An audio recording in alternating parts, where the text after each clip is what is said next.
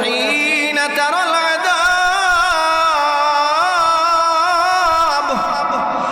অথবা যেন এই কথা বলতে না হয় আও তাকুল حين ترى العذاب হঠাৎ করে যখন আযাব দেখবি পরকালের আযাব যখন সে দেখবি মৃত্যুর যন্ত্রণার আযাব মালাকুল মাউত তার সামনে যখন আসবে মালাকুল মাউতের বিভৎস চেহারা যখন সে দেখবে সে যখন কাফনের কাপড় দিয়ে তার চেহারা ঢাকা হবে তার একাকিত্বের ঘর কবরে যখন রেখে দেওয়া হবে মুনকার নাকির আসবে মাটি তারে চাপা দিবে জাহান্নামের দরজা তার জন্য খোলা হবে এই জাতীয় আযাবগুলো যখন তার সামনে পরিষ্কার হয়ে যাবে আল্লাহ তাআলা বলেন তখন হিনা তারাল আযাব সে এই আযাবগুলো দেখে সে বলবে মানুষটা বলবে পাপিষ্ঠরা বলবে লাউ আন্নালি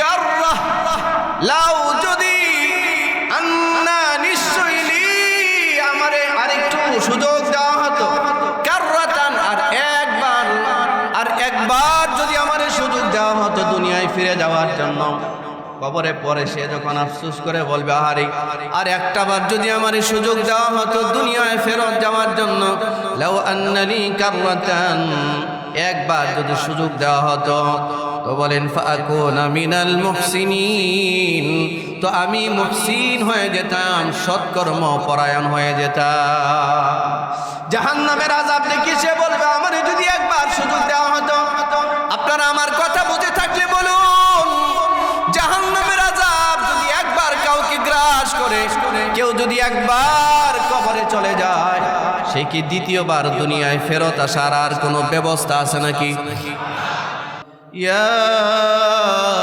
ইবাদি আমার বান্দারা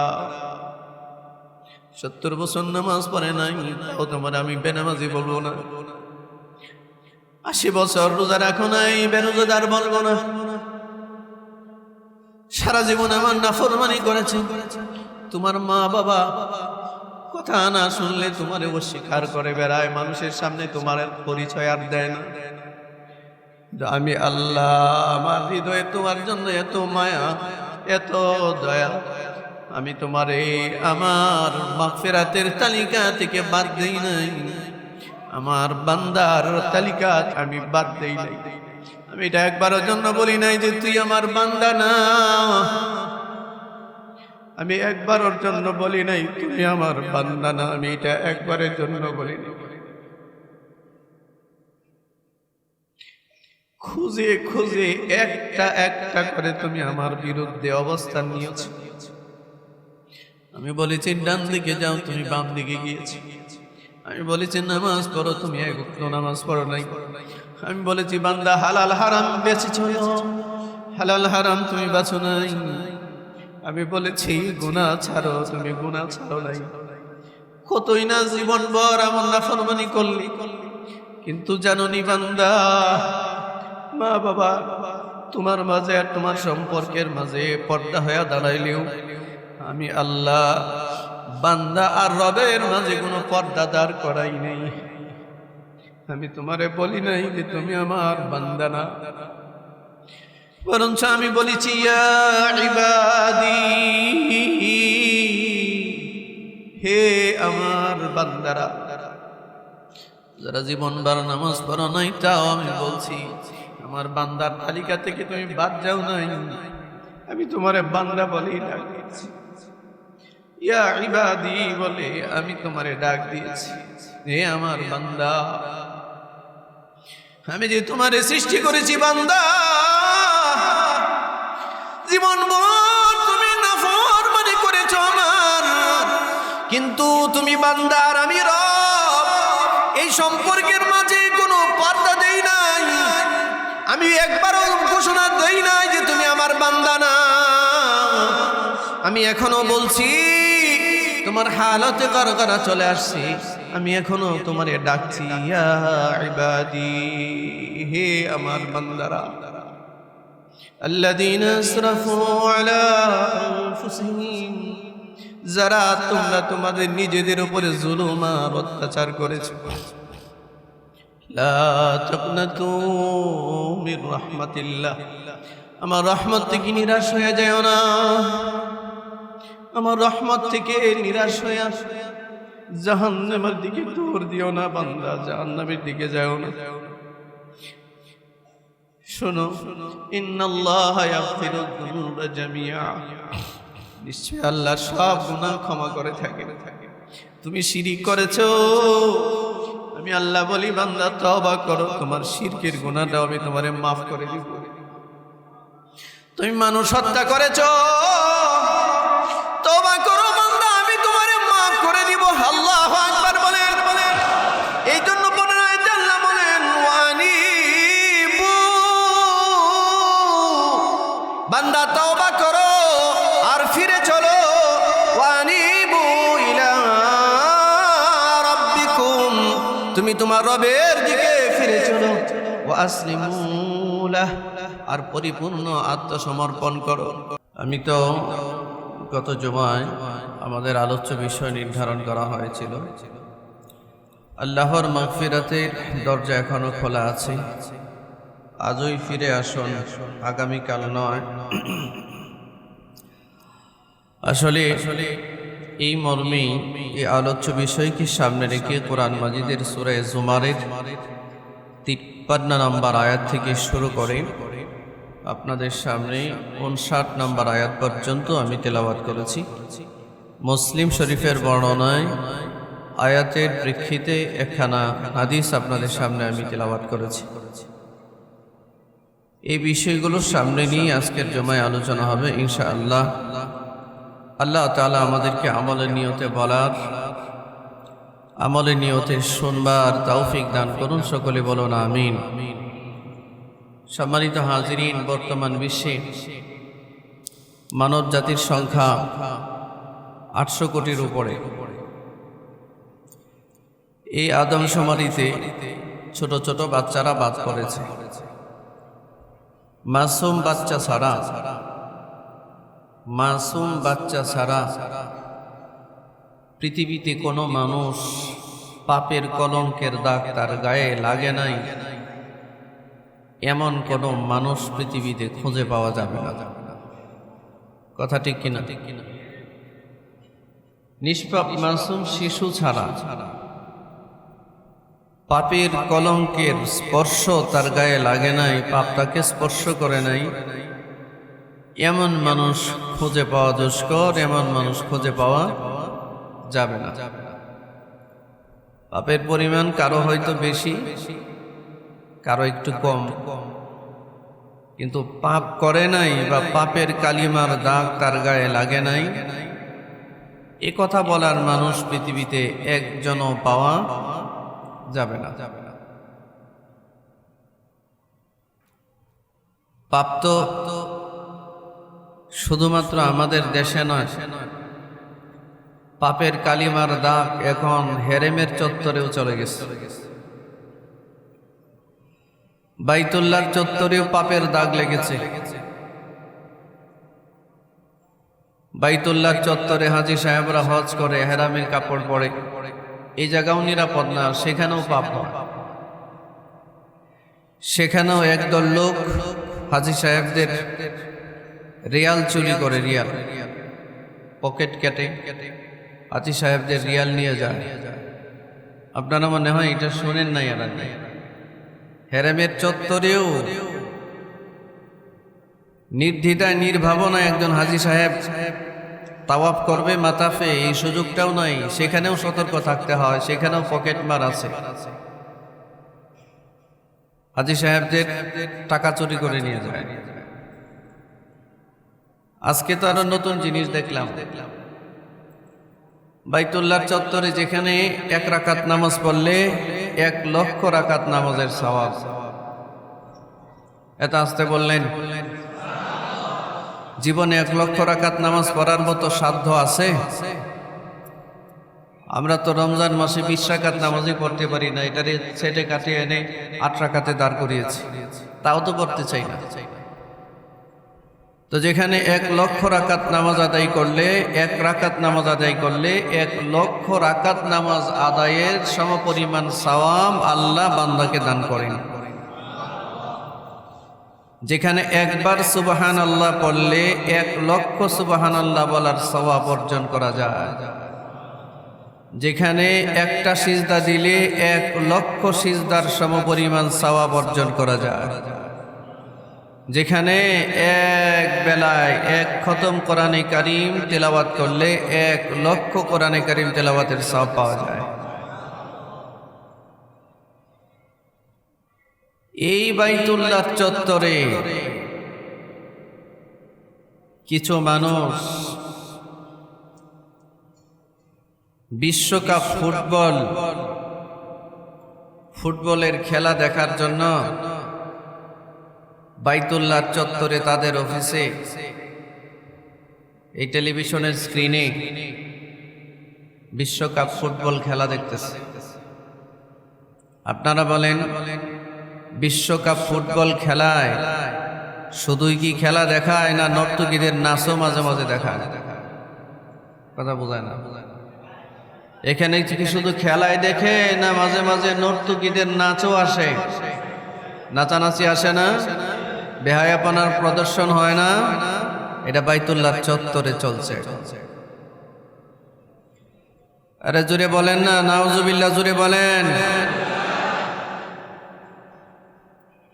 তো পাপের যে ব্যাপকতা, অশ্লীলতার যে ব্যাপকতা অনুধাবন করতে পারছেন? বাইতুল্লাহ চত্বরও এখন পাপ থেকে মুক্ত নয়। আমি কি কথাটা বোঝাতে পেরেছি আপনাদেরকে? বাইতুল্লাহর চত্বরও এখন পাপ থেকে মুক্ত নয়। সেখানেও টেলিভিশনে এখন বিশ্বকাপ ফুটবলের উন্মাদনায় ওই জায়গার মানুষ মেতে উঠেছে। সেখানেও ইন্ডিয়ান সিরিয়াল দেখা হয় বাইতুল্লাহর চত্বরে টেলিভিশনে।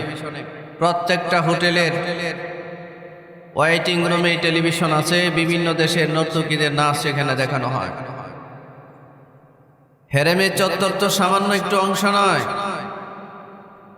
বাইতুল্লাহর চারপাশে 13 কিলোমিটার জায়গা হেরেমের চত্বর। এই 13 কিলোমিটার জায়গার ভিতরে যে কোনো জায়গায় দাঁড়িয়ে 1 রাকাত নামাজ পড়লে 1,00,000 রাকাত নামাজের সওয়াব পাওয়া যায়।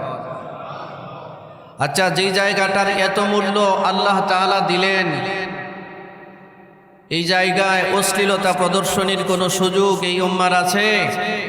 আরে জোরে কথা বলেন না কেন? জোরে বলেন না কেন?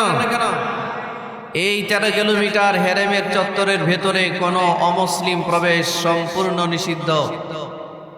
অমুসলিমরা এখন সশরীরে ওই হেরেমের চত্বরে প্রবেশ করে না, কিন্তু টেলিভিশনের ভিতর দিয়া হেরেমের প্রাঙ্গণে চলে গেছে।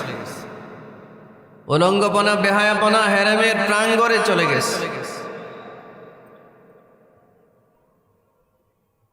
ধিক্কার! মুসলমান নামক এই বেহায়াদের জন্য ধিক্কার। নবীর দেশের জনগণ নামে, আরবি নামে এই অসভ্য বর্বর, এই বর্বরদের জন্য ধিক্কার। যারা হেরেমের এই পবিত্র চত্বরকে নাপাক বানিয়েছে বিশ্বকাপ ফুটবল খেলার ওই প্রদর্শনীর মাধ্যমে, এদের জন্য ধিক্কার। ঠিক কিনা জুড়ে বলেন? লানত, ঘৃণা এদের জন্য। আল্লাহ এদেরকে হেদায়েত করুক। জোরে বলেন আমিন। আরো জোরে বলুন আমিন। হেরেমের চত্বর পাপ থেকে মুক্ত নয়। হেরেমের চত্বরে গিয়ে হাজী সাহেব বাইতুল্লাহ চত্বরে ঘুরে আল্লাহর দরবারে আসামির বেশে একথা মনে করে না যে আমি এক ফেরারি আসামি। আল্লাহ, আমি ইহরামের কাপড় পরে আপনার দরবারে চলে এসেছি, আমি বড় বেকারার হয়ে ঘুরতেছি, শুধুমাত্র আপনার ক্ষমার জন্য এসেছি, এই মনোভাব নিয়ে তাওয়াফ করে খুব কম। সেখানে হাজী সাহেবরা তাওয়াফের সময় আল্লাহর রহমতের আশা ভরসা বাদ দিয়ে মোবাইল একটা হাতে নিয়ে বাইতুল্লাহকে পিছনে রেখে সেলফি উঠাবার জন্য ব্যস্ত। শুধু হেরেমের চত্বর পাপে কলুষিত হয় নাই, তথাকথিত ওই হাজী সাহেবরা যারা ইহরামের কাপড় পরে বাইতুল্লাহ চত্বরে গিয়েছে, নবীজির রওজায়ে আতহারের সামনে গিয়েছে, তারাও বাইতুল্লাহকে অপমান করতে দ্বিধাবোধ করে না। শুধু হেরেমের চত্বর কলুষিত হয় নাই, বাইতুল্লাহকে কলুষিত করেছে এই সমস্ত কথিত হাজী সাহেবদের মগজও পাপে কলুষিত হয়েছে। এ তথাকথিত উমরা পালনকারী, এ তথাকথিত হাজী সাহেবদের দেহে এহরামের কাপড় পরেছে, কিন্তু হৃদয়ে এহরামের কাপড় পরে নাই। মগজের মধ্যে এখনো শয়তানের সেই পশুইন, মগজের মধ্যে এখনো যে শয়তানের পাপের কালিমার দাগ সে সরাতে পারে না। এই জুড়ে বলেন ঠিক কিনা? এটা আফসোস, আফসোসের খবর। এই কারণে এই দৃশ্যটা যখন আমি দেখছিলাম আর ভাবতেছিলাম, হাদিসে আসছে কিয়ামতের আগে এই যে কালো চাদর দিয়ে ঢাকা বাইতুল্লাহ আল্লাহর ঘর, এক হাফসি কৃষ্ণাঙ্গ গোলাম এমন ভাবে ভাঙবে, আল্লাহর ঘর এমন ভাবে ভাঙবে, এক একটা পাথর, ইব্রাহিম আলাইহিস সালাম যেই পাথর, হযরত ইসমাঈল আর ইব্রাহিম আলাইহিমাস সালাতু ওয়াস সালাম যে পাথর দিয়ে আল্লাহর ঘর নির্মাণ করেছেন, যে কাবার পুনঃসংস্করণ করেছিলেন মুহাম্মদুর রাসূলুল্লাহ সাল্লাল্লাহু আলাইহি ওয়াসাল্লাম, যে কাবার চত্বরে পৃথিবীর ১০০ লক্ষ নবী রাসূলদের মধ্যে একজন নবী রাসূলও সেখানে এই কাবার চত্বরে মাতাফে তাদের তাওয়াফ করা কেউ বাদ পড়ে নাই। এমন এক পবিত্র স্থানে হাফসে গোলাম, কৃষ্ণাঙ্গ গোলাম এই বাইতুল্লাহকে ভেঙ্গে প্রত্যেকটা পাথরের টুকরা এদিক সেদিক করে ফেলে রাখবে। আমার বুঝ হয়েছে আজকে এটা কিভাবে সম্ভব হবে? এই সম্ভাবনার দরজা কেমনে খুলবে? এই সম্ভাবনার দরজা ও ইবলিশ আর খবিশদের কারণেই, এই পাপাচারীদের কারণেই খুলবে। যেই পাপাচারীরা হেরেমের চত্বরের ভেতরে বসে, হেরেমের চত্বরের ভেতরে বসে যেখানে ১ লক্ষ রাকাত নামাজের সওয়াব, ১ রাকাত নামাজের বিনিময়ে ১ লক্ষ রাকাত নামাজের সওয়াব দেয়, সেই চত্বরে বসে যখন এই বিশ্বকাপ ফুটবলের মতো একটা বেহায়াপনার প্রদর্শনী হয় তারা করে, তখনই বোঝা হয় যে এদের হাত ধরে বাইতুল্লাহ চত্বরে পাপিষ্ঠরা প্রবেশ করবে। ঠিক কিনা? আফসোস, ধিক্কার এদের জন্য। আল্লাহ এদেরকে হেদায়েত করুক। জুড়ে বলেন আমিন। আপনারা বলেন এটা আল্লাহর ঘর, মসজিদ আল্লাহর ঘর, কথা বলেন না কেন? আরে ভাই, আপনাদের তো এত বেশি ইলম নাই, এত বেশি জ্ঞান নাই, কিন্তু যতটুকুনি আছে আপনারা কেউ কি এটা মানতে পারবেন যে মসজিদের ওয়ালের মধ্যে টেলিভিশন লাগিয়ে বিশ্বকাপ ফুটবলের প্রদর্শনী হচ্ছে আর আপনারা এখানে বসে বসে দেখবেন? এই নাটা আসতে বললেন কেন? এটা একটু জোরে মুখ খুলে বলেন। মসজিদের ভেতরে টেলিভিশন লাগিয়ে বিশ্বকাপ ফুটবলের প্রদর্শনী হচ্ছে, আপনারা এটা দেখবেন? কি করবেন? হ্যাঁ, এটার ব্যবস্থা যে করবে তারে কি করবেন? এরা তো পিটাতে পিটাতে 1 মাইল পর্যন্ত দৌড়ায় নিয়ে যাবে, কথা ঠিক কিনা?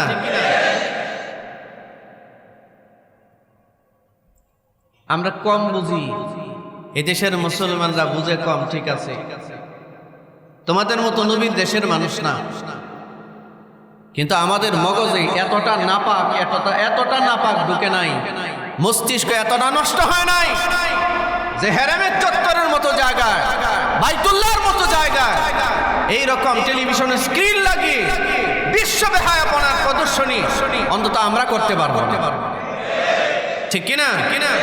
আমরা এটা করতে পারবো।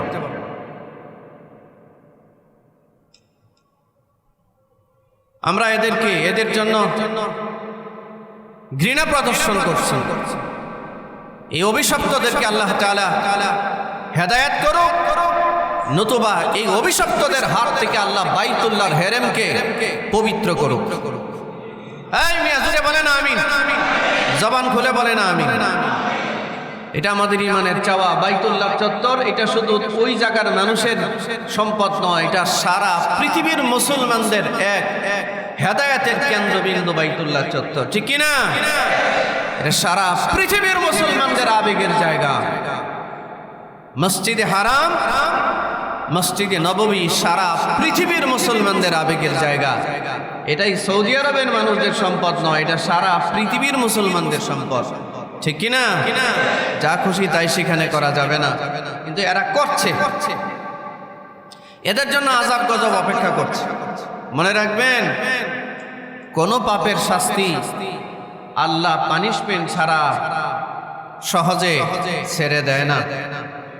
এটার একটা প্রতিকার আল্লাহ করেই ছাড়েন। আল্লাহ সব দেখেন, সব জানেন, সব শুনেন, ঠিক কিনা?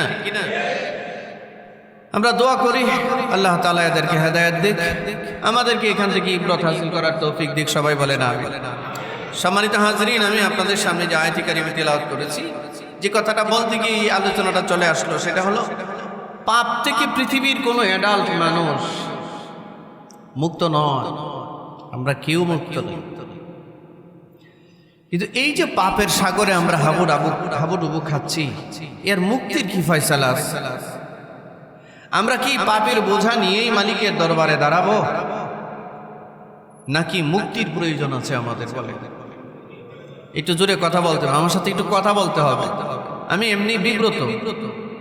আমি তো মহল্লার মসজিদে নামাজ পড়ি অভ্যস্ত, যেখানে হাজার হাজার মুসল্লিরা নামাজ পড়তো। এখানে তো আপনার ছাত্ররা আছে, আপনারা বাইরের মানুষ অল্প স্বল্প আসেন। যে কয়জন আছেন, এই কয়জন যদি ঝিমান কথা না বলেন, তাহলে আমার মুখ থেকে কথা বের হবে না। একটা জিনিস খেয়াল রাখতে হবে। শ্রোতা যারা আছেন, উপস্থিত জনগণ যারা আছেন, আপনাদের আন্তরিক চাওয়া যতটুকু গভীরতার সহিত আলোচনা শুনবেন, আল্লাহ খতিবের মুখ থেকে ততটুকু তত্ত্ববহুল আলোচনা আপনাদের কানে পৌঁছাবেন। আপনারা যতটুকু ভাবলেশহীন অবস্থায় থাকবেন, এখানে যেই কথা বলুক তিনি এভাবে ভাবলেশহীনভাবেই কথা বলবেন, ইনি জরুরি কথা বলতে পারবেন না। এই জন্য হ্যাঁ না বা সহযোগিতাটা একটু করতে হবে। আমি বুঝবো কেমনে যে আপনারা খুব গভীর মনোযোগ দিয়ে আমার কথাগুলো শুনছেন? উত্তর তো দিতে হবে, ঠিক কিনা? জুড়ে বলেন। এটা একটু এই সহযোগিতাটা আমাকে করবেন।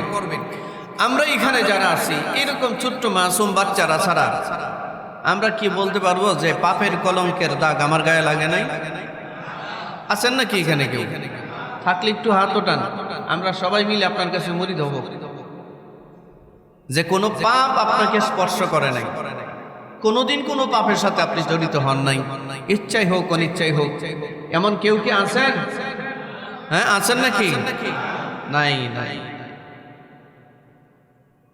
তাহলে এই সমস্যার সমাধান কি?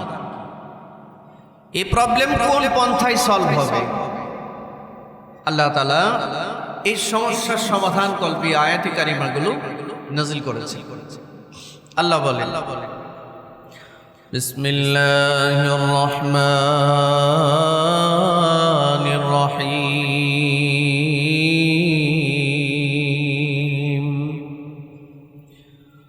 কুল ইয়া ইবাদিয়াল্লাযীনা আসরাফু আলা আনফুসিহিম। কুল, হে নবী আপনি বলুন, ইয়া ইবাদি, হে আমার বান্দারা। কত সুন্দর ডাক! আল্লাহ ডাক দিয়ে বলছেন, ইয়া ইবাদি, হে আমার বান্দারা। আল্লাযীনা আসরাফু, আল্লাযীনা যারা আসরাফু, ইসরাফ করেছ, জুলুম করেছ, অত্যাচার করেছ, সীমা লঙ্ঘন করেছ, বাড়াবাড়ি করেছ, আলা আনফুসিহিম, তোমাদের নিজেদের উপরে। তোমরা যারা নিজেদের উপরে বাড়াবাড়ি করেছ, তোমাদেরকে লক্ষ্য করে আমি আল্লাহ বলছি। কি বলছি?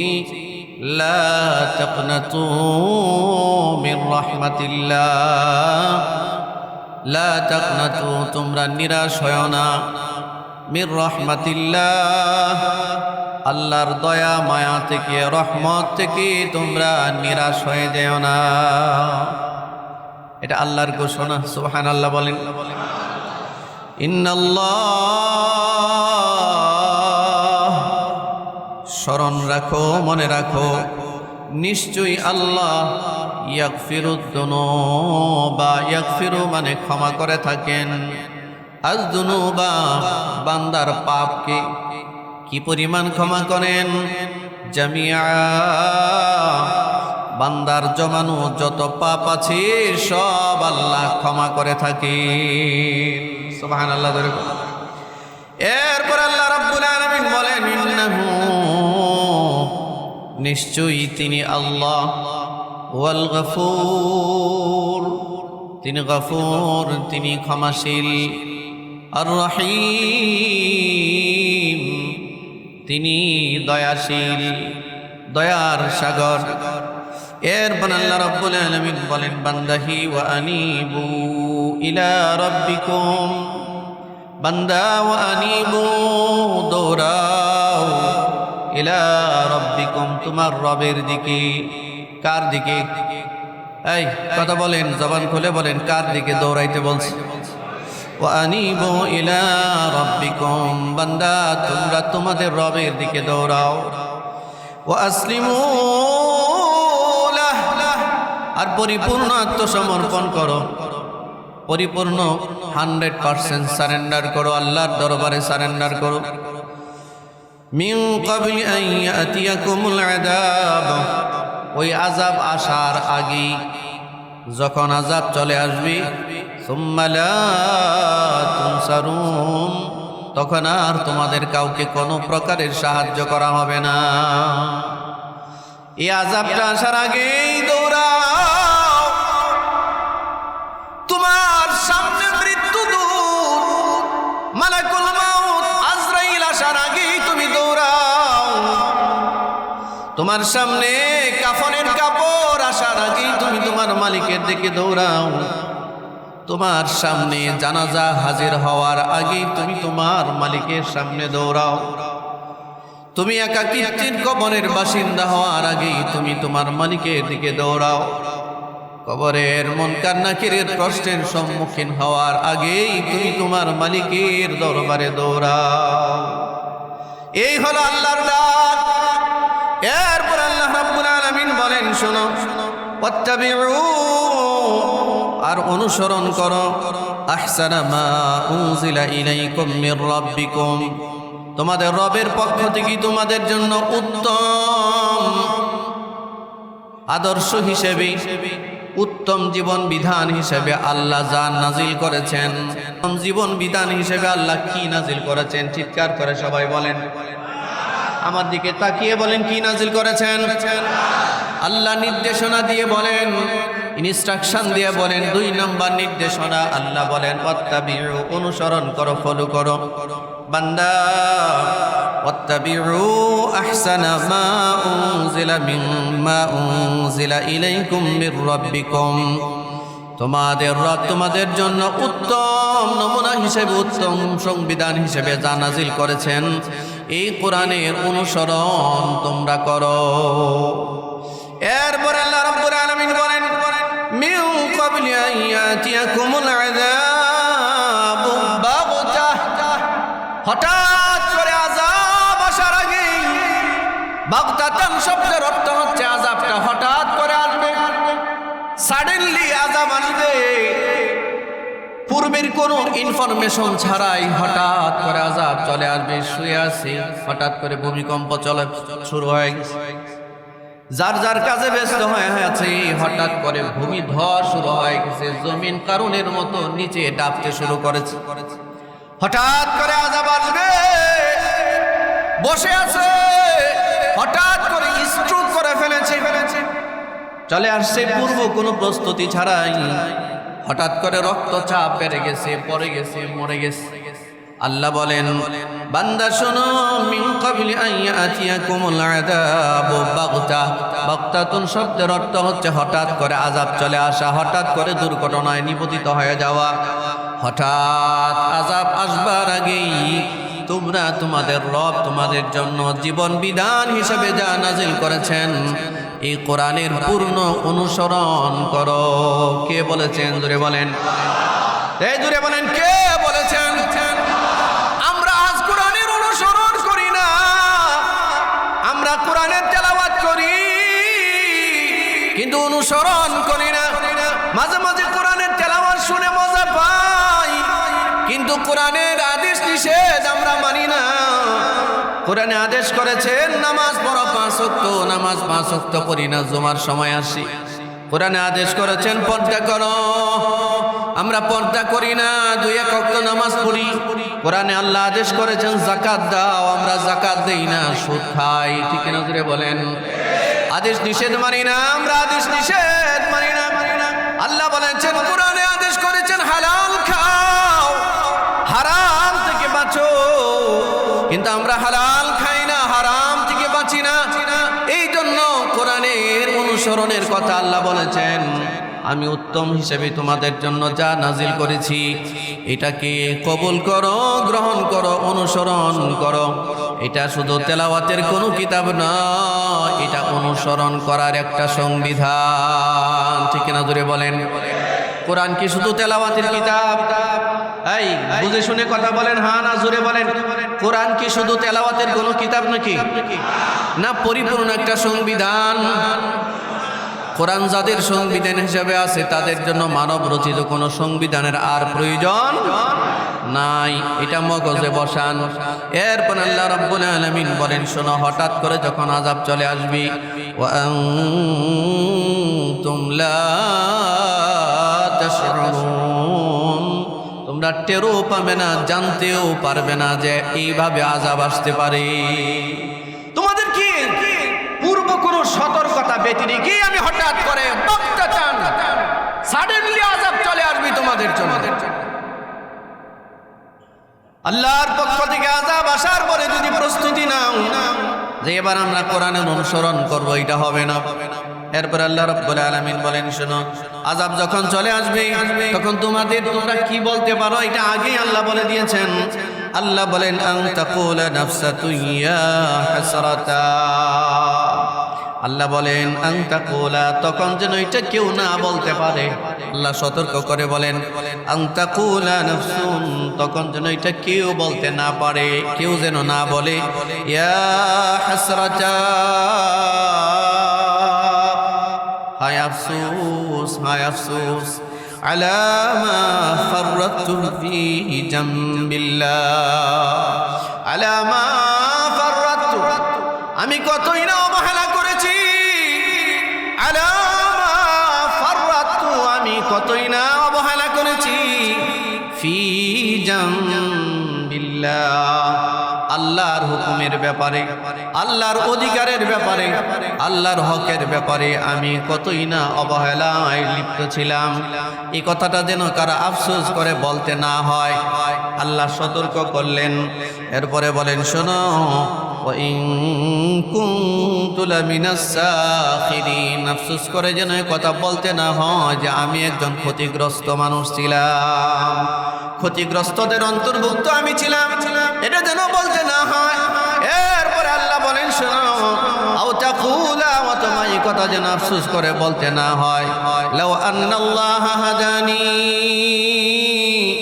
লাউ যদি আন্নাল্লাহ, আমার আল্লাহ, হাদানি, আমারে হেদায়েত করত।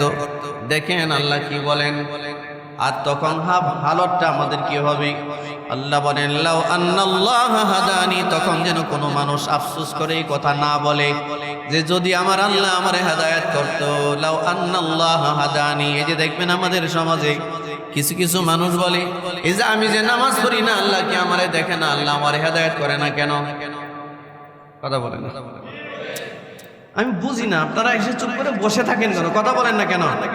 এমন কিছু মানুষ আছে না, নামাজ পড়ে না, আবার বলে আল্লাহ আমারে হেদায়েত করে না কেন? যারা নামাজ পড়ে তাদেরকে বলে, মিয়া তুমি যাও, তোমারে হয়তো আল্লাহ হেদায়েত করেছেন, আমারে হেদায়েত করেন নাই। এগুলো ভণ্ডামি আর বাটপারি কথা, আত্মপ্রবঞ্চনার কথা। ঠিক না জোরে বলেন? তুমি যখন এই কথা বুঝতে পারো যে আরেকজনকে হেদায়েত করা হয়েছে আর তোমার হেদায়েত করা হয় নাই, এটা বোঝার ক্ষমতা যখন আছে, তাহলে বোঝা গেল হেদায়েতটাও তোমার সামনে আল্লাহ পরিষ্কার করেছে, তুমি গোরামি করে গ্রহণ করো নাই। ঠিক কিনা জোরে বলেন? একজন নামাজি নামাজে যায়, সে যদি হেদায়েতি হয় তো তুমি দোকানে বসে আলাপ করো, আবার বলো আল্লাহ কেন আমারে হেদায়েত করে না? আরে ভণ্ড, আরে আল্লাহর গোলাম, বুঝার চেষ্টা করো। হেদায়েত তোমার সামনে পরিষ্কার আছে বলেই কেউ তোমার সামনে নামাজে যায় আর তুমি বসে আছো, আবার গল্প করছো, বলছো আল্লাহ আমারে হেদায়েত করে না কেন। এটা আত্মপ্রবঞ্চনা ছাড়া আর কিছুই নয়, ঠিক না? এই জন্য আল্লাহ বলেন, শোনান শোনান, এই কথা যেন শেষমেশ বলতে না হয়, লাউ আন্নাল্লাহ হাদানি, আমার আল্লাহ আমারে হেদায়েত করলো না কেন, এই প্রশ্নটা এইটা যেন বলতে না হয়। এরপরে আল্লাহ বলেন, লাকুনতু মিনাল মুত্তাকিন, আল্লাহ যদি আমারে হেদায়েত করতো তো আমি মুত্তাকি হয়ে যেতাম। দেখেন কিয়ামতের মাঠে বান্দারা যা বলে আফসোস করবে, এটা আল্লাহ আগে উঠিয়ে দিয়েছেন। হাশরের মাঠে এই কথা আল্লাহর প্রতি এলিগেশন করবে, অভিযোগ করবে এই পাপিষ্টের দলেরা, বলবে আল্লাহ যদি আমারে হেদায়েত করতেন তো আমিও তো মুত্তাকি হয়ে যেতাম, আমি পাপ করতাম না। আল্লাহ বলেন এটা হাশরের মাঠে যেন বলতে না হয়, এই জন্য দুনিয়ায় আমি তোমাকে সতর্ক করলাম। সুবহানাল্লাহ, জুড়ে বলেন, এই জুড়ে বলেন সুবহানাল্লাহ, আর জুড়ে বলেন। এরপর আল্লাহ বলেন, শুরু তাই নয়, আও তাকুল হিনা তারাল আযাব, অথবা যেন এই কথা বলতে না হয়, আও তাকুল হিনা তারাল আযাব, হঠাৎ করে যখন আযাব দেখবি, পরকালের আযাব যখন সে দেখবি, মৃত্যুর যন্ত্রণার আযাব মালাকুল মাউত তার সামনে যখন আসবে, মালাকুল মাউতের বিভৎস চেহারা যখন সে দেখবে, সে যখন কাফনের কাপড় দিয়ে তার চেহারা ঢাকা হবে, তার একাকিত্বের ঘর কবরে যখন রেখে দেওয়া হবে, মুনকার নাকির আসবে, মাটি তারে চাপা দিবে, জাহান্নামের দরজা তার জন্য খোলা হবে। এই জাতীয় আযাবগুলো যখন তার সামনে পরিষ্কার হয়ে যাবে, আল্লাহ তাআলা বলেন তখন হিনা তারাল আযাব, সে এই আযাবগুলো দেখে সে বলবে, মানুষটা বলবে, পাপিষ্ঠরা বলবে, লাউ আন্নালি কাররাহ, লাউ যদি, আন্না নিশ্চয়ই, আমারে আরেকটু সুযোগ দেওয়া হতো, কাররাতান, আর একবার যদি আমারে সুযোগ দেওয়া হতো দুনিয়ায় ফিরে যাওয়ার জন্য। কবরে পরে সে যখন আফসোস করে বলবে, আহারে আর একটাবার যদি আমারে সুযোগ দেওয়া হতো দুনিয়ায় ফেরত যাওয়ার জন্য, লাউ আন্নালি কাররাতান, একবার যদি সুযোগ দেওয়া হতো, তো বলেন ফাকুনা মিনাল মুহসিনিন, তো আমি মুহসিন হয়ে যেতাম, সৎকর্ম পরায়ণ হয়ে যেতাম। জাহান্নামের আযাব দেখে সে বলবে, আমারে যদি একবার সুযোগ দেওয়া হতো। আপনারা আমার কথা বুঝে থাকলে বলুন, জাহান্নামের আযাব যদি একবার কাউকে গ্রাস করে, কেউ যদি একবার কবরে চলে যায়, সে কি দ্বিতীয়বার দুনিয়ায় ফেরত আসার আর কোনো ব্যবস্থা আছে নাকি? আপনারা জোরে কথা বলেন। একবার কারো চেহারা যদি কাফনের কাপড় দিয়ে ঢেকে ফেলা হয় আর কবরে রেখে দেওয়া হয়, দুনিয়ায় ফেরত আসবার দ্বিতীয় আর কোনো সুযোগ আছে নাকি? এই জন্য আল্লাহ রাব্বুল আলামিন বলেন, শোনো, এগুলো শুধু তোমাদের আফসোস থাকবে। আল্লাহ পাকের পরে বলেন, বালা, বরং কদ জাআতকা আয়াতি, এই যে দ্বিতীয়বার দুনিয়ায় ফেরত যেতে চাও, দ্বিতীয়বার পাপ থেকে মুক্ত হতে চাও, হেদায়েত প্রাপ্ত হতে চাও, বান্দা শোনো, না না না, কদ জাআতকা আয়াতি, তোমাদের সামনে একবার নয় একাধিকবার আমার এই হেদায়েতের নিদর্শন তোমাদের সামনে গিয়েছে। একবার না, হাজার হাজার বার গিয়েছে। এই যে তুমি কিয়ামতের মাঠে বলো, আরে আল্লাহ যদি আমারে হেদায়েত করতো তো আমি মুত্তাকি হয়ে যেতাম। আর তুমি কি বলো, আর একবার যদি আমারে দুনিয়ায় ফেরত দেওয়া হতো তো আমি মুহসিন হয়ে যেতাম, আমি নেককার হয়ে যেতাম। বান্দা শোনো, তোমারে কি সতর্ক করা হয় নাই? জীবনে কতবার তুমি মসজিদের মিনার থেকে হেদায়েতের আহ্বান শুনেছো? মসজিদের মিনার থেকে জীবনে কতবার হাইয়া আলাস সালার আওয়াজ তোমার কানে গিয়েছে? যায়নি? জোরে বলেন, যায় কিনা? এটা কি হেদায়েতের আওয়াজ নয়? এই জোরে কথা বলেন, জোরে বলেন, হাইয়া আলাস সালাহ, এটা কি হেদায়েতের আওয়াজ নয়?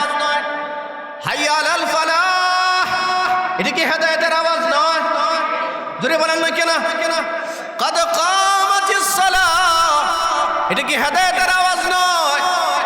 এই যে প্রতিটা জুমায় এত কষ্ট করে সারা সপ্তাহ রিসার্চ করে একটা জুমার খুতবা রেডি করা হয়, এত কষ্ট করে আপনাদের সামনে যে বলা হয়, এত চিৎকার করে যে কথা বলি, এগুলো কি বুঝে আসে না? এগুলো কি হেদায়েতের আওয়াজ নয়? জোরে কথা বলেন না কেন? সারা দুনিয়া বিবি গাঁটটি নিয়ে তাবলিগের লোকেরা যে দৌড়ায়, তোমার হাতে পায়ে ধরে যে তোমার মসজিদের দিকে ডাকে, এগুলো কি হেদায়েতের আওয়াজ মনে হয় না? কি বলেন আপনারা? সারা বাংলাদেশ সহ সারা পৃথিবীতে একটা না দুইটা না হাজার হাজার সেমিনার সেম্পিজিয়াম হয়, ওয়াজ মাহফিল হয়, তাফসীর মাহফিল হয়, কত হাজার হাজার আলেম ওলামারা এসে জীবনভর তোমাদেরকে তাফসীর করে শোনায়, কোরআন থেকে শোনায়। এগুলোর কি হেদায়েতের আওয়াজ মনে হয় না? এই জোরে বলেন, এগুলো কি হেদায়েতের আওয়াজ মনে হয় না? এই জন্য আল্লাহ বলেন, শোনো বালা قد جاءتك آياتي না না না, তোমাদের সামনে জীবনে বারবার হেদায়েতের আওয়াজ আমি আল্লাহ পৌঁছিয়েছিলাম, বারবার পৌঁছিয়েছিলাম, কিন্তু তুমি কি করেছো? ফাকাযযাবতা বিহা, আমার হেদায়েতের আহ্বানকে তুমি অত্যন্ত ঘৃণা করে প্রত্যাখ্যান করেছিলে। তুমি পিঠ ফিরিয়ে চলে গেছো, তুমি বুক ফিরিয়ে চলে গেছো। অন্য জায়গায় আল্লাহ তাআলা বলেন, তাদউ মান আদবারা ওয়া তাওয়াল্লা ওয়া জামাআ ফাআওয়া। আল্লাহ বলেন, আমি তোমারে ডেকেছি হেদায়েতের দিকে, আমি তোমারে ডেকেছি কল্যাণের দিকে, আমি তোমারে ডেকেছি সালাতের দিকে, আমি তোমারে ডেকেছি কোরআনের হাকা হালাল হারামের দিকে, আমি তোমারে ডেকেছি তোমার জান্নাতের দিকে। কিন্তু তুমি তাদউ মান আদবারা ওয়া তাওয়াল্লা, তুমি মুখ ফিরিয়ে চলে গেছো, তুমি অত্যন্ত ঘৃণা ভরে আমার হেদায়েতের ডাকগুলো প্রত্যাখ্যান করেছো। বান্দা, আজকে আর একবারের জন্য তোমাকে দুনিয়ায় ফেরত যাওয়ার কোনো ব্যবস্থা নাই। আছে নাকি? হাসরের মাঠে আফসোসে লাভ হবে নাকি? একটু লাভ হবে না। এরপর আল্লাহ রাব্বুল আলামিন বলেন, এই বান্দা শুধু এগুলো অস্বীকার করে নাই, শুধু মিথ্যা জ্ঞান করে নাই, আরে কিছু অহংকারী তো এমন আছে বলে, মৌলবীরা যা বলে সত্য নয়, মিথ্যা কথা বলে। কিসের কবরে আযাব, কিসের মিজান, কিসের হাসর, কিসের জাহান্নাম বলে, কি বলে না? এগুলো মানুষকে ধোঁকা দেয়, বলে আমরা নাকি এগুলো মানুষকে ধোঁকা দিই। আরে বন্ধু, আমাদের কথা বিশ্বাস হওয়ার দরকার নাই, আমাদের কথা বিশ্বাস করার প্রয়োজন নাই। আপনার চোখ আছে, আপনার জ্ঞান আছে, কোরআন খুলে কথাগুলো একটু পড়েন, আপনার অন্তর্চক্ষু খুলে যাবে, অন্তর্চক্ষু খুলে যাবে। আল্লাহ বলেন, বান্দা শোনো, তুমি শুধু আমার হেদায়েতের আহ্বান প্রত্যাখ্যান করো নাই, তুমি শুধু এটিকে মিথ্যা কথা বলে তুমি প্রমাণ করো নাই। ওয়াস্তাকবারতা, তুমি অহংকার করেছিলে, তুমি তাকাব্বুরি হয়েছিলে, অহংকার করতা, বলতা ধর ওইগুলো কিচ্ছু না, হাবিজাবি মানুষ মরে গেলে আবার কিসের আযাব আর গজব, এই মাটির দেহ মাটির সাথে মিশে যাবে, আবার এটার সাথে কিসের আযাব আর গজব। আপনারা বলেন, এমন অহংকারী মানুষ এই জগতে আছে কিনা? এরপর আল্লাহ রাব্বুল আলামিন বলেন, শুধু তাই নয়, 3 নাম্বার তোমার অহংকার, 3 নাম্বার শাস্তি অহংকার। ওয়া কুনতা মিনাল কাফিরিন,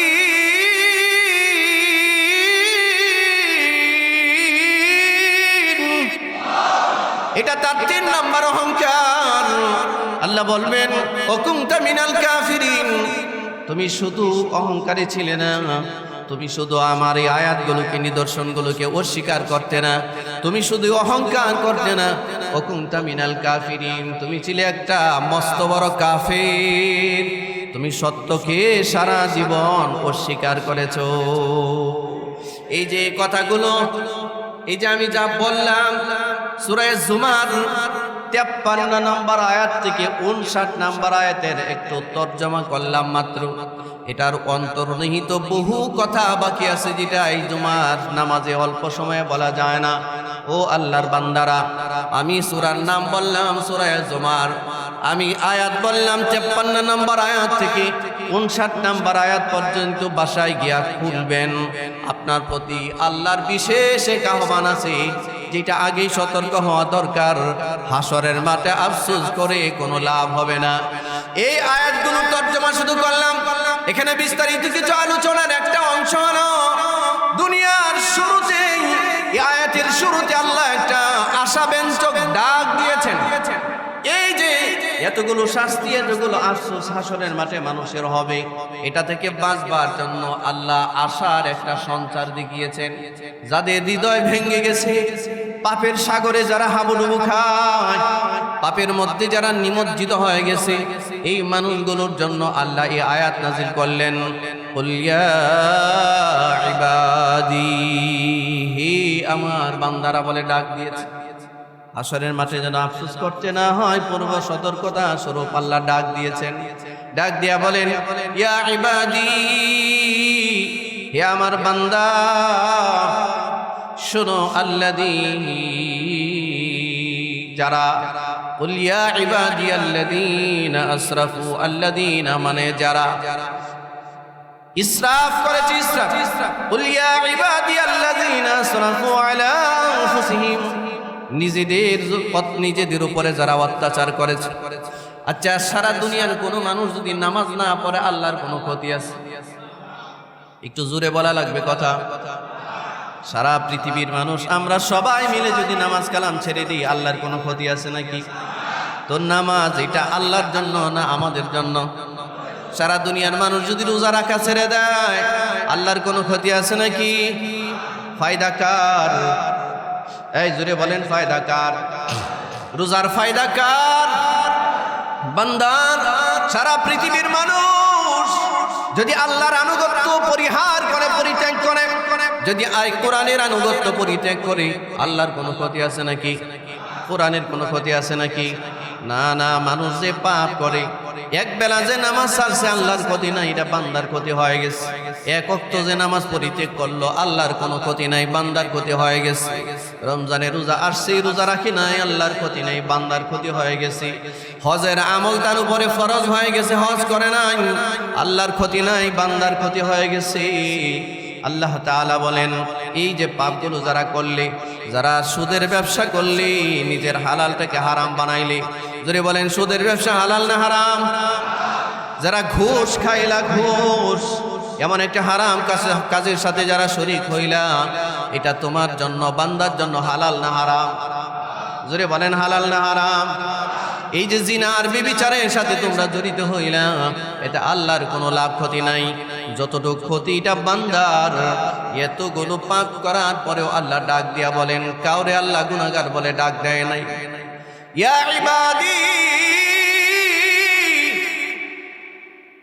শাইখুল ইসলাম ইমাম ইবনে তাইমিয়া রাহিমাহুল্লাহ বলেন, কোরআন মাজিদের ভিতরে যাদের হৃদয় ভেঙে গেছে, পাপের সাগরে যারা হাবুডুবু খাচ্ছে, তাদের এই একেবারে ভেঙে যাওয়া হৃদয়কে সঞ্জীবিত করবার জন্য, জীবিত করার একমাত্র আশাব্যঞ্জক আয়াতের নাম হচ্ছে এই আয়াত।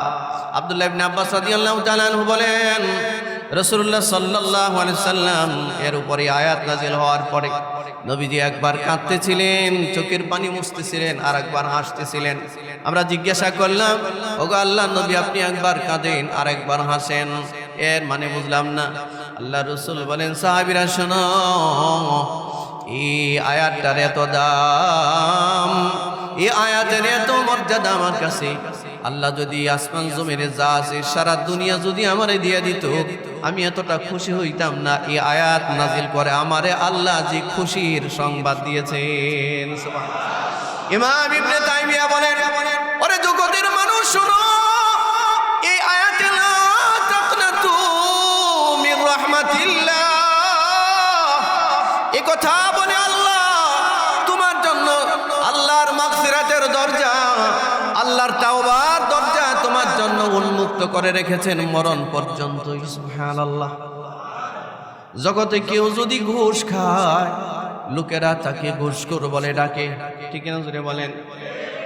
বড় চাকরিজীবী হইলে ভয়ের সামনে কিছু বলে না, কিন্তু দূরে তার চোখের অন্তরালে তার এই ঘুষখোর বলে, খারাপ মানুষ বলে ডাকে, ঠিক না? জোরে বলেন। দুনিয়ায় কেউ যদি সুদের ব্যবসা করে, সামনে কিছু না বললেও পিছনে মানুষ বলে বেড়ায়, এত সুদখোর, ঠিক না? জোরে বলেন। সুদখোররা মানুষ সুদখোর বলে গালি দেয়। জিনা আর ব্যভিচার কেউ যদি করে, জিনা ব্যভিচারীকে, ধর্ষণকারীকে মানুষ ধর্ষণকারী বলে গালি দেয়। ঠিক এটা। কেউ যদি জুলুম আর অত্যাচার করে মানুষের উপরে, তো মানুষ তারে জালিম বলে গালি দেয়। আল্লাহ বলেন, ও কাফের, ও জালিম, ও অত্যাচারী, ও ধর্ষণকারী, জগতের মানুষ তোমাদেরকে এইভাবে ডাকে, কিন্তু আমি আল্লাহ দুনিয়ার কোনো ধর্ষণকারী বলে ডাকলাম না। এটা আমার দয়া, এটা আমার বান্দাদের প্রতি আমার দয়া, সারা জগতের মানুষের প্রতি এটা আমার দয়া। সারা জীবনেও যারা আমার সাথে কুফরি করেছে আমি তারে কাফের বলে ডাকি না। কোরআন মাজিদে এমন আয়াত পাওয়া যায় না, ইয়া আইয়ুহাল মুজরিমুন, হে পাপিষ্ঠরা, এইটা আল্লাহ কখনো বলে নাই। ইয়া আইয়ুহাল ফাসিকুন, এরে পাপাচারীর দলেরা, এভাবে আল্লাহ ডাকে নাই। দুনিয়ার মানুষ তো সুদ খাইলে সুদখোর বলে ডাকে, দুনিয়ার মানুষ কেউ ঘুষ খাইলে লোকেরা তারে ঘুষখোর বলে ডাকে, কেউ ধর্ষণ করলে তারে ধর্ষণকারী বলে ডাকে, মানুষ হত্যা করলে তারে সন্ত্রাসী বলে, মানুষ হত্যাকারী বলে গালি দেয়। আল্লাহ বলেন, না না, কুল ইয়া ইবাদি, হে আমার বান্দারা। আরে মানুষ কি বলে, এটা তো বহু দূরের কথা। একজন মা, একজন বাবা তার সন্তানকে লালন পালন করে, ছোট থেকে বড় যদি করে, সন্তান বড় হওয়ার পর লেখাপড়া শেষ করে সন্তান যখন চাকরি বাকরিতে যায়, মা বাবার বড় প্রত্যাশা থাকে যে সন্তান তার মা বাবাকে সহযোগিতা করবে, বিপদের মুহূর্তে পাশে থাকবে, সুস্থতা অসুস্থতায় পাশে থাকবে, মা বাবার কথা শুনবে। কিন্তু সন্তান অ্যাডাল্ট হওয়ার পর, চাকরি বাকরি নেওয়ার পর যদি আর মা বাবার খবর না নেয়, আসে না এরকম? আসে না এরকম? মা বাবা তখন আর তার কাছে কোনো ম্যাটারই না, কোনো ব্যাপারই না। মা বাবার খবর যদি কোনো সন্তান না নেয়, মার বাবা তার সন্তানের উপরে এতটাই নারাজ হয়, এতটাই অখুশি হয়। লোকেরা যদি বলে তোমার সন্তান তো এখন জজ আর ব্যারিস্টার হয়েছে, এখন সচিব আর উপসচিব হয়েছে, এসি ওসি ডাক্তার পাইলট হয়েছে, অনেক কিছু হয়ে গেছে, এই সন্তান যদি মা বাবার খবর না নেয়, আর এই মা বাবার সামনে যদি এমন দামি সন্তানের নামটাও কেউ নেয়, মা বলে, ও জগতের মানুষ, এই সন্তান আমার না, এটা আমার কোনো সন্তান নয়। যদিও বা তার সন্তান, কিন্তু মা বাবার কথা না শোনার কারণে, বিপদের মুহূর্তে শেষ বয়সে মা বাবার পাশে না থাকার কারণে মা আর তার সন্তানকে সন্তান বলে পরিচয় দিতে নারাজ। ঠিক নজরে বলেন। এই তো গত 2 দিন না 3 দিন আগে একটা সাক্ষাৎকার দেখলাম, বৃদ্ধাশ্রমে এক মহিলা সাংবাদিক গিয়া জিজ্ঞাসা করছে, আপনার বাচ্চা কাচ্চা আছে নাকি? বলে আছে। কয়টা সন্তান? বলে আমার 3টা সন্তান,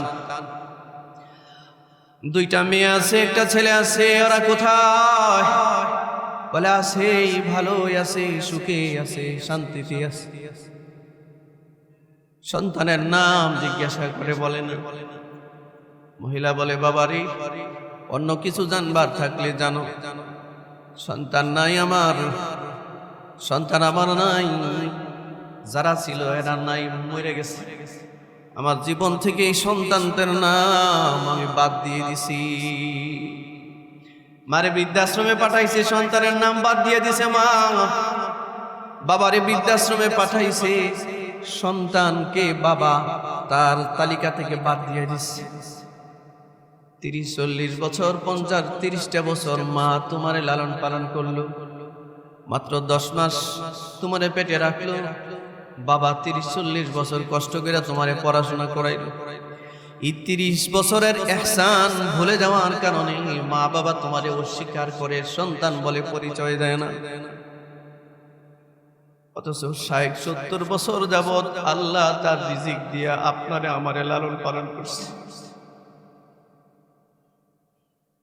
এই মুক্ত বাতাস দিয়া মুক্তভাবে বেঁচে থাকার ফয়সালা আল্লাহ আমাদেরকে করেছেন। হাজারো অসংখ্য নিয়ামতের দরজা আমাদের সামনে আল্লাহ দয়া করে খুলে দিয়েছে। কত নিয়ামতেই না আল্লাহ দিলেন। দিনে 5 বার হাইয়া আলাস সালাহ বলে আল্লাহ আমারে ডেকেছেন, হিদায়াতের দিকে ডেকেছে। হাইয়া আলাল ফালাহ বলে আল্লাহ জান্নাতের দিকে ডেকেছে। রে বান্দা, শুধু দৈনিক 5 বার নয়, এমন জীবনে হাজার হাজার ডাক আপনি আমি প্রত্যাখ্যান করেছি। আল্লাহ বলেছেন বান্দা সুদ তোমার উপরে হারাম করছি, মানি নাই, আমরা বারবার সুদ খেয়েছি। তবু আল্লাহ আমাদের কি সুদ করো বলে কোরআন মাজিদে একবারও ডাকেন নাই। বারবার বেনামাজি হয়েছি, একবারের জন্য আল্লাহ বেনামাজি বলে আমারে আপনাকে সম্বোধন করেন নাই। মানুষ হত্যা করেছি, জুলুম করেছি, একবারও আল্লাহ আমাদেরকে হত্যাকারী বলে ডাক দেয় নাই। মানুষকে হত্যাকারী বলে নাকি? আমরা ঘুষ খাইছি, আল্লাহর দেওয়া হালাল হারামের হুদুদ, আল্লাহর দেওয়া হালাল হারামের সীমারেখা আমরা বারবার ভেঙেছি। একবারের জন্য আল্লাহ আমাদেরকে গুনাহগার বলে ডাক দেয় নাই। ডাক না দিয়া বলেন বান্দা, ইয়া ইবাদি, আমার বান্দারা 70 বছর নামাজ পড়ে নাই, ও তোমার আমি বেনামাজি বলবো না। 80 বছর রোজা রাখো নাই, বেরোজাদার বলবো না। সারা জীবন আমার নাফরমানি করেছে, তোমার মা বাবা কথা না শুনলে তোমারে অস্বীকার করে বেড়ায়, মানুষের সামনে তোমার পরিচয় আর দেয় না। আমি আল্লাহ, আমার হৃদয়ে তোমার জন্য এত মায়া, এত দয়া, আমি তোমারে আমার মাগফিরাতের তালিকা থেকে বাদ দেই নাই, আমার বান্দার তালিকা আমি বাদ দেই নাই। আমি এটা একবারের জন্য বলি নাই যে তুই আমার বান্দা না, আমি একবারের জন্য বলি নাই তুমি আমার বান্দা না, আমি এটা একবারের জন্য বলি নাই। খুঁজে খুঁজে একটা একটা করে তুমি আমার বিরুদ্ধে অবস্থান নিয়েছো। আমি বলেছি ডান দিকে যাও, তুমি বাম দিকে গিয়েছি। আমি বলেছি নামাজ পড়ো, তুমি এক ওয়াক্ত নামাজ পড়ো নাই। আমি বলেছি বান্দা হালাল হারাম বেঁচে চলো, হালাল হারাম তুমি বাছো নাই। আমি বলেছি গুনাহ ছাড়ো, তুমি গুনাহ ছাড়ো নাই। কতই না জীবন ভর আমার নাফরমানি করলি, কিন্তু জানো নি বান্দা, মা বাবা তোমার মাঝে আর তোমার সম্পর্কের মাঝে পর্দা হয়ে দাঁড়াইলেও আমি আল্লাহ বান্দা আর রবের মাঝে কোনো পর্দা দাঁড় করাই নেই। আমি তোমারে বলি নাই যে তুমি আমার বান্দা না, বরঞ্চ আমি বলেছি ইয়া ইবাদি, হে আমার বান্দারা। যারা জীবনবার নামাজ পড়ো নাই তাও আমি বলছি আমার বান্দার তালিকা থেকে তুমি বাদ যাও নাই, আমি তোমারে বান্দা বলেই ডাক দিয়েছি। ইয়া ইবাদি বলে আমি তোমারে ডাক দিয়েছি, হে আমার বান্দা, আমি যে তোমারে সৃষ্টি করেছি বান্দা, জীবন ভর তুমি নাফরমানি করেছো আমার, কিন্তু তুমি বান্দা আর আমি রব, এই সম্পর্কের মাঝে কোনো পর্দা দেই নাই। আমি একবারও ঘোষণা দেই নাই যে তুমি আমার বান্দা না। আমি এখনো বলছি তোমার হালতে কারকারা চলে আসছি, আমি এখনো তোমারে ডাকছি ইয়া ইবাদি, হে আমার বান্দারা। আল্লাযীনা আসরাফু আলা আনফুসিহিম, যারা তোমরা তোমাদের নিজেদের উপরে জুলুম আর অত্যাচার করেছো, লা তাকনাতু মির রাহমাতিল্লাহ, আমার রহমত থেকে নিরাশ হয়ে যাও না,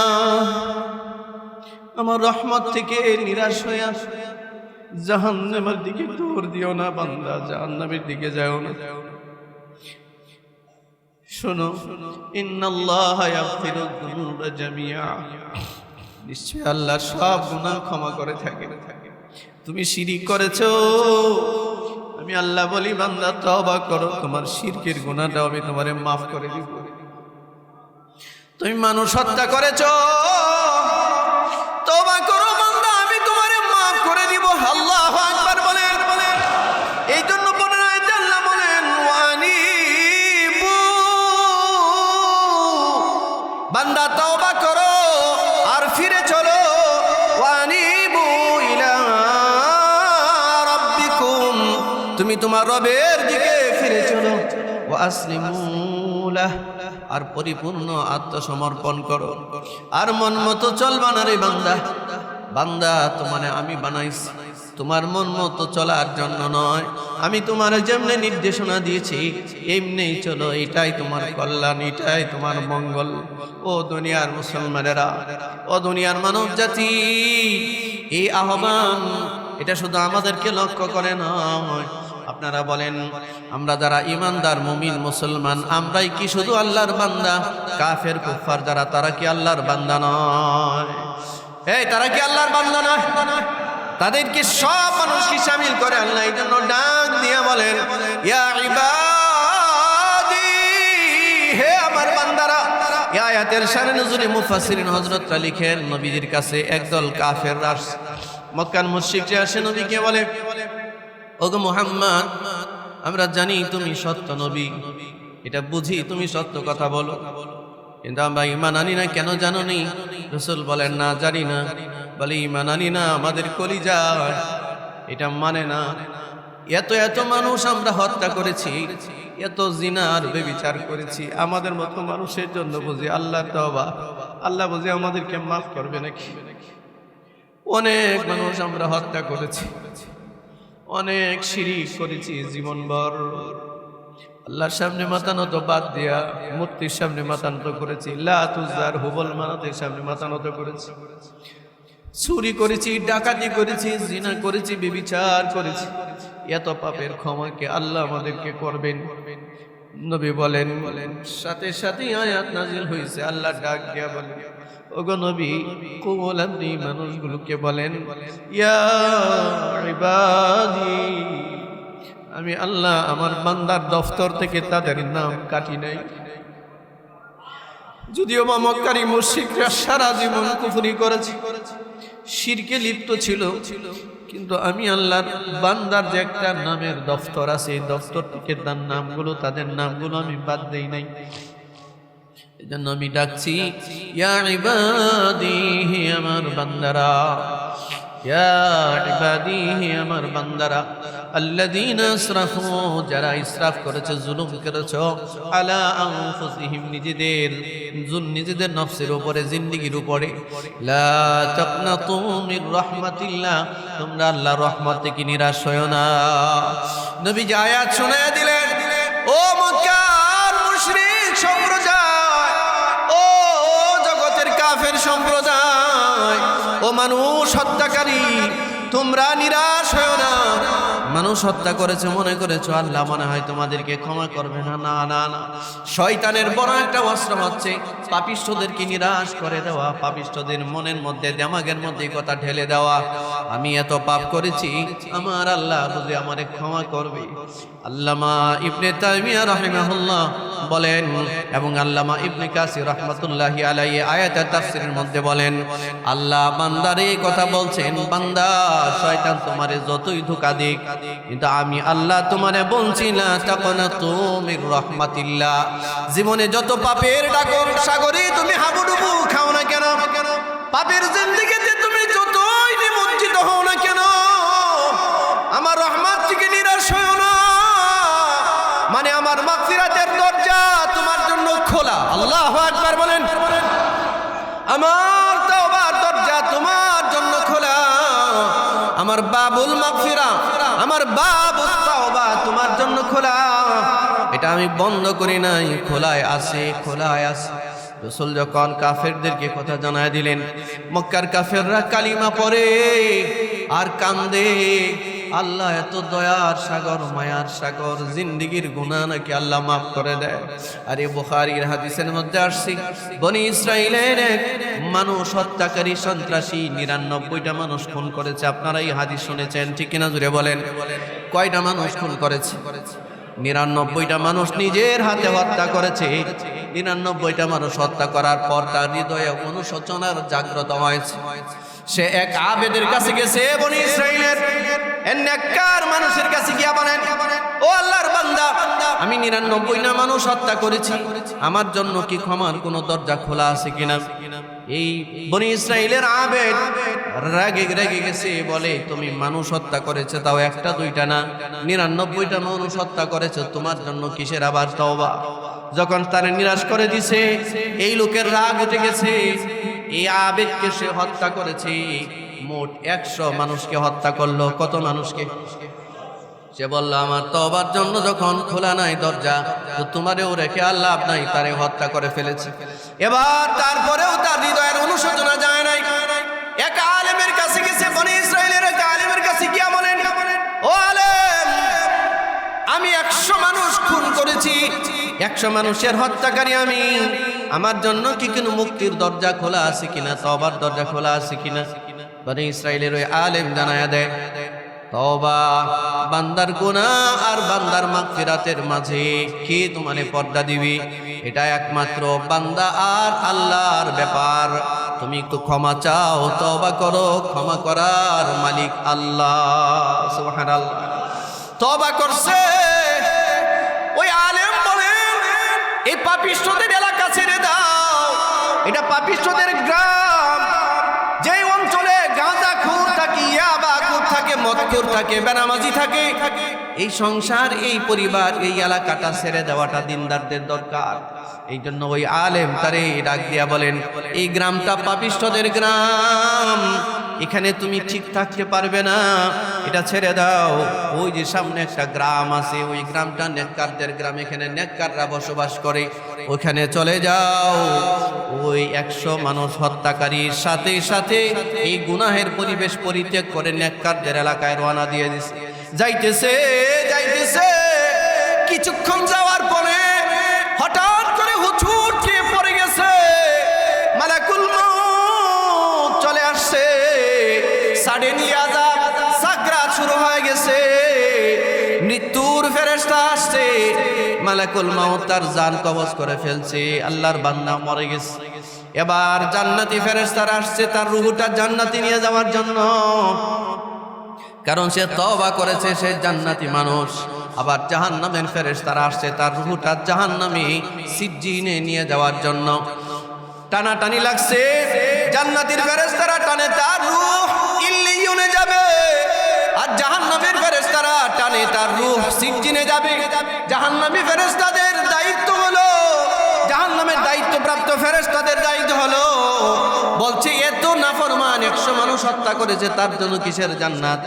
আর জান্নাতি দায়িত্বপ্রাপ্ত ফেরেশতারা তাদের দাবি হলো, সে তওবা করেছে, আল্লাহ তাকে মাফ করে দিয়েছে, সে জান্নাতি।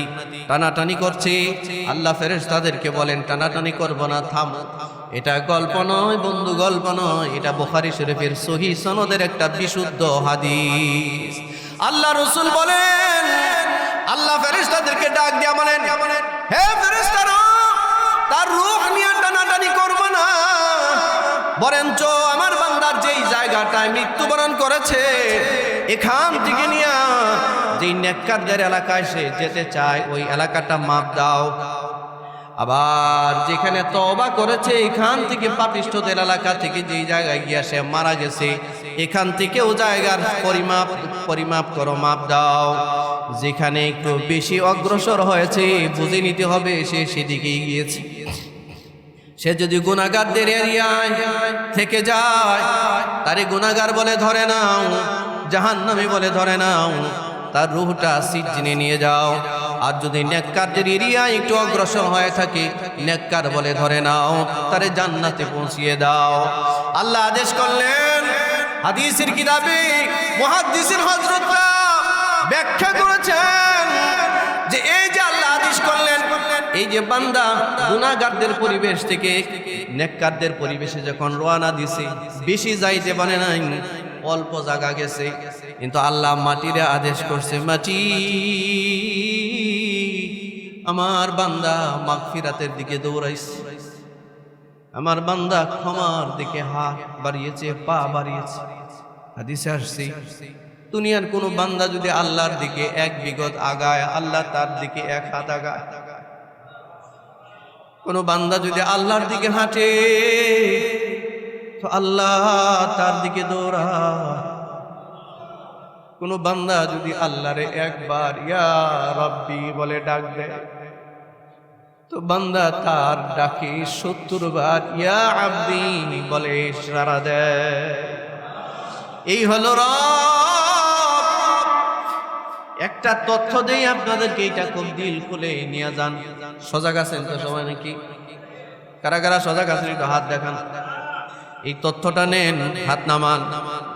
আল্লাহ বান্দারে ইয়া ইবাদি বলে ডাক দিতে পছন্দ করে। বান্দা গুনাহগার, তবু আল্লাহ ইয়া ইবাদি বলে, হে আমার বান্দা বলে। এভাবে ডাকতে আল্লাহ পছন্দ করে। আর কোন বান্দা যখন তার রবকে, তার মালিককে এমনি ডাকে ইয়া রব্বি, হে আমার রব, অথবা বহু বচনে যদি বলে ইয়া রব্বানা, হে আমাদের রব, ইয়া ইলাহি, হে আমাদের একমাত্র ইলাহ। এভাবে যেমন বান্দা আল্লাহরে ডাকে, আল্লাহ বান্দারে ডাকে ইয়া আব্দি, হে আমার বান্দা। আর বান্দা যখন আল্লাহরে ডাকে ইয়া রাব্বি, হে আমার রব, ইয়া আব্দি আর ইয়া রাব্বি, এই দুই ডাকের মাঝে বিন্দু পরিমাণ কোনো পর্দা নাই, পর্দা নাই, পর্দা নাই। ইয়া আব্দি বলে ডাকলে বান্দার কাছে পৌঁছে যায়। ইয়া রাব্বি বলে ডাকলে কোনো বাধা বিপত্তি আর কাজে আসে না, সোজা আল্লাহর আরশে যায়। বান্দা আমার ইয়া রাব্বি বলে ডাকছে, আমি নাকি তার রব, আমি নাকি তার মালিক, আমি নাকি তার ইলাহ, আমি কেমনে তারে মাপ না করি? ও জগতের মানুষ, আল্লাহ মাটির আদেশ দিয়া বলছেন, এরে মাটি, নেককারদের গ্রাম, ওই গ্রামের মাটির আদেশ দিয়া বলছেন, যাও যাও আমার বান্দার কাছে চলে যাও। আল্লাহু আকবার বলেন। যদিও আমার বান্দা তোমার দিকে কম আসছে, কিন্তু আমি আদেশ করছি যাও, তুমি আমার বান্দারে রিসিভ করবার জন্য যাও। আল্লাহু আকবার। একটু এগিয়ে যাও। নেককারদের গ্রাম এগিয়ে আসছে। ফেরেশতারা পরিমাপ দিয়া দেখে এই তওবাকারী বান্দা নেককারদের দিকে একটু এগিয়ে গেছে। আল্লাহর বান্দা যখন পড়ে গেছে, পড়ে গিয়া দেহে শক্তি নাই, হাদিসের মধ্যে আসছে এই থুতনি দিয়া মাটির মধ্যে পড়ে আল্লাহর বান্দা চেষ্টা করছে, মরার এক মুহূর্ত আগ পর্যন্ত চেষ্টা করছে, একটু থুতনির উপরে ভর দিয়া সে নেককারদের এলাকায় যাওয়ার চেষ্টা করছে। এই যতটুকু জায়গা আগাইছে, 1 ইঞ্চি 2 ইঞ্চি জায়গা, এই জায়গাটাই আল্লাহ তার জন্য বাড়িয়ে দিয়েছে। এটাই মাগফিরাতের মাধ্যম বানিয়েছেন। এই জন্য ও জগতের মানুষ, ইয়া আব্দি আর ইয়া রাব্বি, এই সম্পর্কটা ভাঙবেন না, এই সম্পর্কে ফাটল সৃষ্টি করবেন না, এই সম্পর্কে দূরত্ব বাড়ায়েন না। এই জন্য আল্লাহ যেমন বান্দারে ডাকে ইয়া আব্দি, কোরআন মাজিদে প্রায় 4 বারের উপরে আল্লাহ তার বান্দারে ডাক দিচ্ছেন ইয়া আব্দি বলে। যেমন এই আয়াতে আল্লাহ বলেন কুল ইয়া ইবাদি, হে আমার বান্দারা। এভাবে 4 বারের অতিরিক্ত আল্লাহ ডাক দিয়েছেন। এই জন্য আমাদেরও দরকার আল্লাহরে ডাকা ইয়া রব্বানা। জোরে বলেন সবাই, জবান খুলে বলেন ইয়া রব্বানা। এই শাহাদাত আঙ্গুল উপরে উঠান, সবাই উঠান, চিৎকার করে বলেন ইয়া রব্বানা। আরো জোরে বলেন ইয়া রব্বানা, হে আমাদের রব। আরো জোরে বলেন হে আমাদের রব। এটাই বান্দার হাত নামান, এটাই বান্দার আর আল্লাহর মাঝে সম্পর্ক। এত বিশাল সম্পর্ক নাই, সম্পর্ক এতটুকুই যথেষ্ট। আল্লাহ বান্দারে বলেন ইয়া আব্দি, এটা বলে আল্লাহ প্রাউড ফিল করেন। আর বান্দা যখন আল্লাহরে বলে ইয়া রাব্বি, হে আমাদের রব, এটা এক বচন ইয়া রব্বানা, এটা বহু বচন হে আমাদের রব। এটা বলে যখন আল্লাহরে সম্বোধন করে ইয়া আব্দি, আর ইয়া রব্বি এই কথাটা ভুলে যায়েন না, এই সম্পর্কটা পরিত্যাগ করবেন না মরার আগে। মনে রাখবেন শত শত বছর অনুতপ্ত হওয়ার পরেও যে কথা বলে আমাদের আব্বা আর আম্মা আদম আর হাওয়া মুক্তি পেয়েছিলেন, এ কথার শুরুর ভাগ হলো রব্বানা যালামনা আনফুসানা ওয়া ইল্লাম তাগফির লানা ওয়া তারহামনা লানাকুনান্না মিনাল খাসিরিন। কি বলে ডাক দিয়েছেন আদম আর হাওয়া? কি বলে ডাক দিয়েছেন? রব্বানা। জোরে বলেন, কি বলে ডাক দিয়েছেন? রব্বানা যালামনা। সবাই বলেন রব্বানা যালামনা আনফুসানা ওয়া ইল্লাম তাগফির লানা ওয়া তারহামনা লানাকুনান্না মিনাল খাসিরিন। এটা বান্দা আর আল্লাহর মাঝে সম্পর্ক। মনে থাকবে এটা? এই পরিচয়টা ভুলে যাবেন না সারা জীবন হৃদয়ে ধারণ করবেন? আল্লাহর সাথে বান্দার সাথে যে সম্পর্ক, এটা কি ভুলে যাবেন না সারা জীবন লালন করবেন? এটা মনে রাখবেন, একমাত্র ইলাহ, একমাত্র রব, তিনি কে?